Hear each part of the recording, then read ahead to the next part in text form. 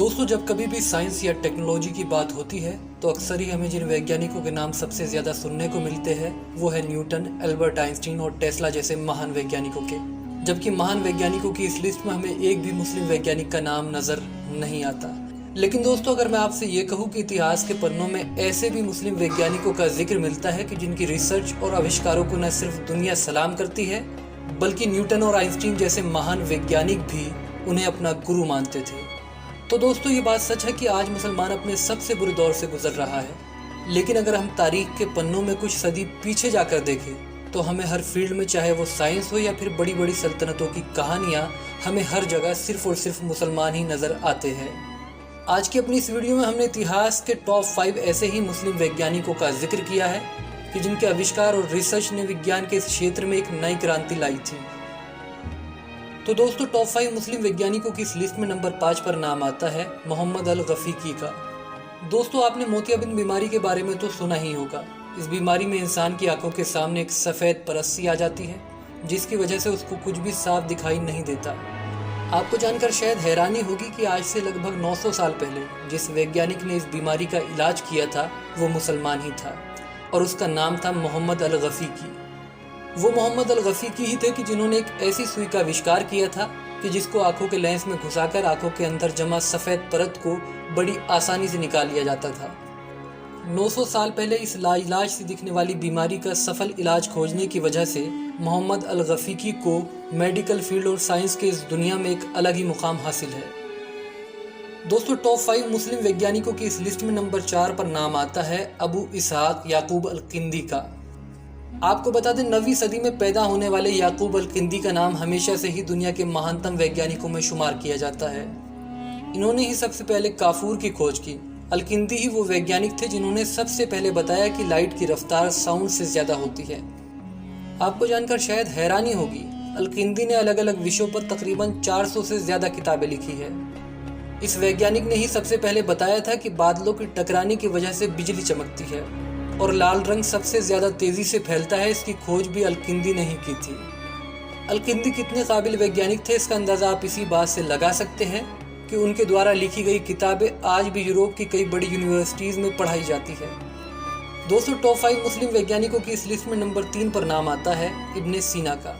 आज से लगभग 1100 साल पहले पैदा होने वाले इब्ने सीना ने दुनिया को ऐसे ऐसे आविष्कार दिए जिनको जानने के बाद आप हैरत में पड़ जाएंगे। इस महान वैज्ञानिक ने ही दुनिया के सबसे पहले वायरस की खोज की और बताया कि मनुष्य के शरीर में बीमारियां वायरस की ही शक्ल में प्रवेश करती है। इब्ने सीना ने अपनी किताब में 800 से ज़्यादा बीमारियां और उनके इलाज का जिक्र किया है। इसके अलावा आपको बता दें, इब्ने सीना ने ही सबसे पहले हेपेटाइटिस के इलाज की खोज की।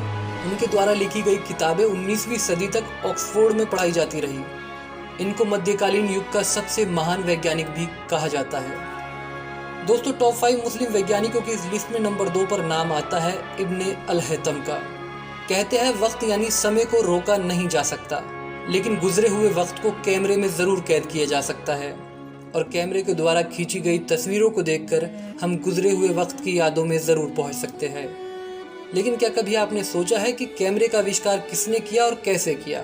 अगर नहीं सोचा तो आपको बता दें कि कैमरे का आविष्कार करने वाला व्यक्ति भी एक मुसलमान ही था और उसका नाम था इब्ने अल हैतम।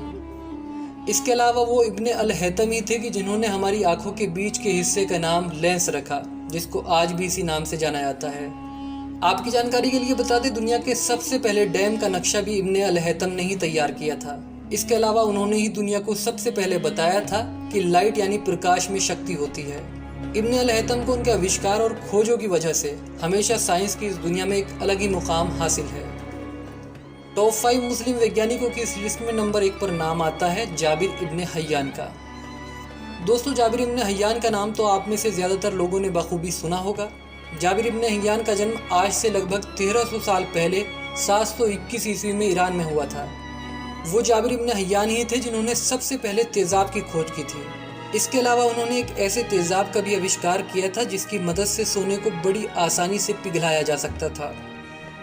दोस्तों, वो जाबिर इब्ने हय्यान ही थे जिन्होंने सबसे पहले आर्टिफिशियल ज्वेलरी को बनाने की परंपरा की शुरुआत की। इसके अलावा उन्होंने नाइट्रिक एसिड, सल्फ्यूरिक एसिड की भी खोज की। दोस्तों, ऐतिहासिक दस्तावेज बताते हैं कि जाबिर इब्न हय्यान ने एक ऐसे पेन का भी आविष्कार किया था कि जिसकी लिखावट को रात के अंधेरे में भी पढ़ा जा सकता था। कहा जाता है जाबिर इब्न हय्यान साइंस की दुनिया का वो हिस्सा है कि जिनको न्यूटन और आइंस्टीन जैसे महान वैज्ञानिक भी अपना गुरु मानते थे। जाबिर इब्न हय्यान ने दर्जनों ऐसे आविष्कार किए जिन्होंने आगे चलकर मॉडर्न साइंस को एक नई दिशा प्रदान की।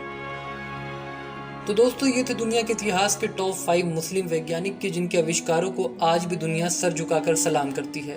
आपको हमारे द्वारा दी गई जानकारी कैसी लगी? अपनी राय हमें कमेंट सेक्शन में ज़रूर लिखें। इसके अलावा अगर आपको हमारी वीडियो पसंद आई हो तो वीडियो को लाइक करें, चैनल को सब्सक्राइब करना ना भूलें। फिलहाल हमें दीजिए इजाज़त। शुक्रिया। जय हिंद।